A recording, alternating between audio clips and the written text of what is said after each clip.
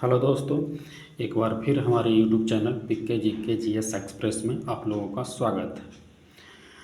तो आज ALP technician का 5वां सेट लेकर के आए हैं और इसका वीवीआई महत्वपूर्ण प्रश्न जो है हम लोग देखेंगे। तो देखिए, टाइम कम लेते हुए हम आप लोग को क्वेश्चन के तरफ चलते हैं।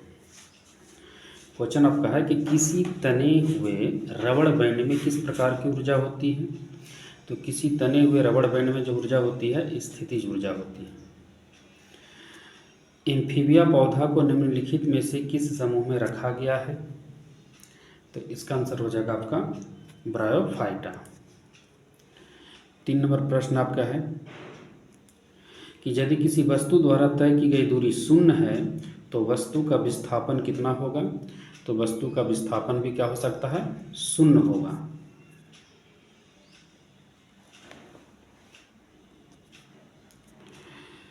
इनमें से किसे न तो बनाया जा सकता है और ना ही नष्ट किया जा सकता है। तो देखिएगा, ऊर्जा संरक्षण का जो नियम हम लोग याद किए हैं कि ऊर्जा को न तो उत्पन्न किया जा सकता है और ना ही नष्ट किया जा सकता है, सिर्फ एक रूप से दूसरे रूप में परिवर्तित करते हैं। तो इसका आंसर हो जाएगा कौन, ऊर्जा, डी ऑप्शन। आगे देखिएगा, प्रश्न संख्या 5 नंबर आपका है कि एक लेंस में +2 डायोप्टर की शक्ति है तो लेंस की किस्म और इसकी फोकल लंबाई क्या होगी। देखिए, यहाँ पर प्लस है तो यहाँ से प्लस पता चल जाएगा कि प्लस जो है तो उत्तर लेंस की मान ले सकते हैं। प्लस जैसे आएगा उसे हम लोग उत्तर लेंस में जाएंगे। अब तल तो छट जाएगा यहाँ से। अब देखिएगा, प्लस में तो इसका आंसर प्लस में ही हम लोग देंगे, है ना। तो इसका प्लस में आंसर कौन हो जाएगा, यहाँ से ना। तो इसका एक फार्मूला होता है और फार्मूला आपका क्या होगा, लेंस की क्षमता P बराबर जो होगा आपका 1/f। f जो होगा फोकल लंबाई होता है। अब देखिएगा, वही पूछा है इसकी फोकल लंबाई क्या है। तो P यानी पावर इसकी कितनी, 2 है और इसके 1/f करेंगे तो यहाँ देखिएगा 2f हो जाएगा आपका। 2f बराबर 1 या f बराबर 1/2, यानी कह सकते हैं f बराबर 0.5 मीटर। क्या हो जाएगा इसका आंसर, ए, 5 का 1 हो जाएगा इसका आंसर। तो ये ढंग का इस फॉर्मूला पर आप लोग बनाइएगा। 6 नंबर प्रश्न आपका है कि जब हम जो भोजन ग्रहण करते हैं उससे प्राप्त हुई कुछ ऊर्जा किस रूप में संग्रहित होता है। तो ऊर्जा से संग्रहित होता है वो ग्लाइकोजन के रूप में। 7 नंबर प्रश्न देखिएगा, इस ढंग का प्रश्न आपको आने वाले एग्जाम में मिलते रहेगा। आपको थोड़ा सी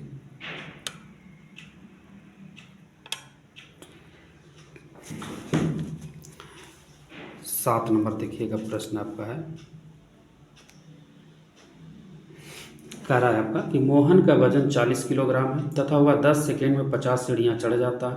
यदि प्रत्येक सीढ़ियाँ की ऊंचाई 15 सेंटीमीटर है तो मोहन की शक्ति क्या होगी। देखिएगा, इस सब चीज़ पढ़ने से पता चलता है कि शक्ति यानी इसका जो फार्मूला जो बनेगा, मोहन की शक्ति जो होगा, शक्ति बराबर होता है कार्य बटा समय। शक्ति बराबर जो होगा कार्य बटा समय। देखिए, इसमें कार्य जो हो रहा है, कौन सा कार्य हो रहा है, तो देखिए द्रव्यमान है ना, आपका ऊंचाई भी दिया हुआ है और देखिए जी का मान भी दिया हुआ है आपका 10 मीटर पर सेकेंड स्क्वायर। तो ये हो जाएगा आपका स्थिति ऊर्जा, इसमें काम कर जाएगा। तो इसको कह सकते हैं आपका mgh बराबर h/t हो जाएगा आपका। अब इसी फार्मूला पर आप लोग तोड़ दीजिए। m द्रव्यमान दिया हुआ कितना 40, जी कितना में दिया हुआ है 10 और h ऊंचाई देखिएगा 50 सीढ़ियाँ चढ़ते हैं और प्रत्येक सीढ़ी की ऊंचाई कितना 15 सेंटीमीटर। तो 50 सीढ़ी को 15 सेंटीमीटर ने इतना गुना कर देंगे तो 15×5 = 75 यानी 750 सेंटीमीटर। अब मीटर में बदलने के लिए क्या करेंगे तो 100 से भागा दे देंगे तो 7.5, तो यहाँ जाएगा 7.5। और समय कितना है आपका, समय है आपका 10 सेकेंड। यहाँ से 10 कर देंगे, यहाँ से ख़त्म तो 1 शून्य यहाँ से निकल जाएगा। तो देखिए 1 2 शून्य ख़त्म, 75 चौका तो 75 75 1.5 300 वाट। हम लोग ऐसे इसको समझें। 8 नंबर देखिएगा, कारों के ब्रेकिंग पैड में यानी इनमें से कौन सा गुण का उपयोग किया जाता है। तो इसका जो आंसर हो जाएगा आपका घर्षण का सकारात्मक प्रभाव। अगला देखेंगे हम लोग कि प्रोपेन का रासायनिक सूत्र क्या होगा। तो प्रोपेन का जो रासायनिक सूत्र हो जाएगा आपका C3H8, है ना। आगे भी देखिए कुछ प्रश्न है आपके पास। मीथेन की हो जाएगा आपका C4CH4, ब्यूटेन का ये हो जाएगा आपका C4H10, और C2H6 जो है ये किसका है, ये एथेन का है, एथेन इसका ये हो गया, है ना। तो हम लोग इसका इस ढंग से याद रखेंगे। अगला प्रश्न देखिए आपका क्या कह रहा है, इसमें थोड़ा सा प्रॉब्लम आगे बढ़ने में। देखिए आगे वाला प्रश्न है आपका कि निम्न में से कौन से संकेतक का उपयोग अम्लीय और उदासीन विलयन के बीच फर्क करने के लिए नहीं किया जा सकता है। तो इसका आंसर हो जाएगा आपका फिनोल्फ्थैलीन, फिनोल्फ्थैलीन।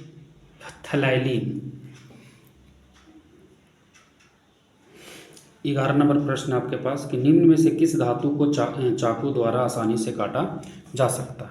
तो देखिएगा, एक हम लोग को पहले भी ट्रिक बताए थे, नकली धातु को चाकू से काटेंगे। NaKlI, ये नकली जो धातु है वो चाकू से कट जाएगा।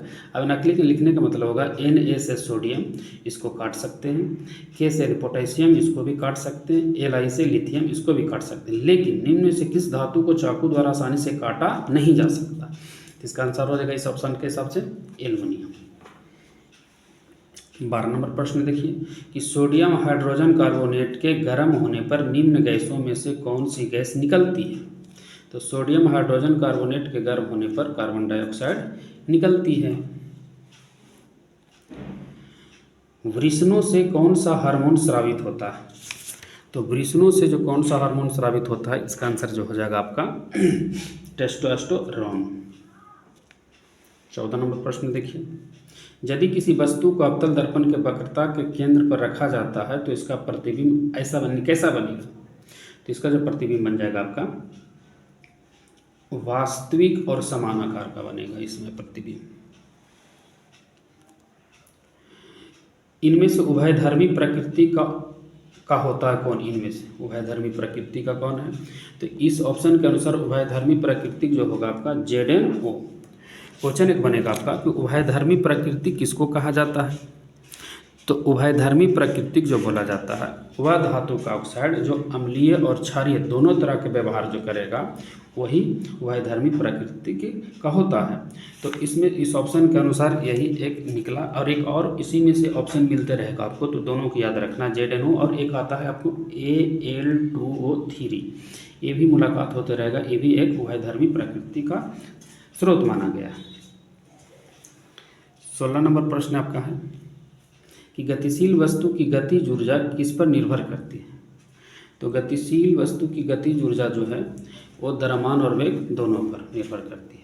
तो गतिज ऊर्जा का फॉर्मूला क्या होता है, 12mv², है ना। यानी द्रव्यमान को भी कम बेसी करिएगा तो भी प्रभाव डाल देगा, या वेग को भी कम बेसी करेगा उसको भी प्रभावित करेगा। यानी कहने का मतलब काइनेटिक एनर्जी किस पर निर्भर करेगा, द्रव्यमान और वेग दोनों पर।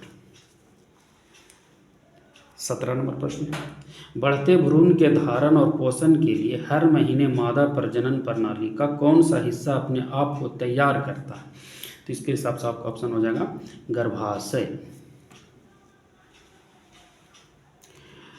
18 है, निम्नलिखित कथन को सर्वाधिक उपयुक्त विकल्प के साथ पूर्ण करें।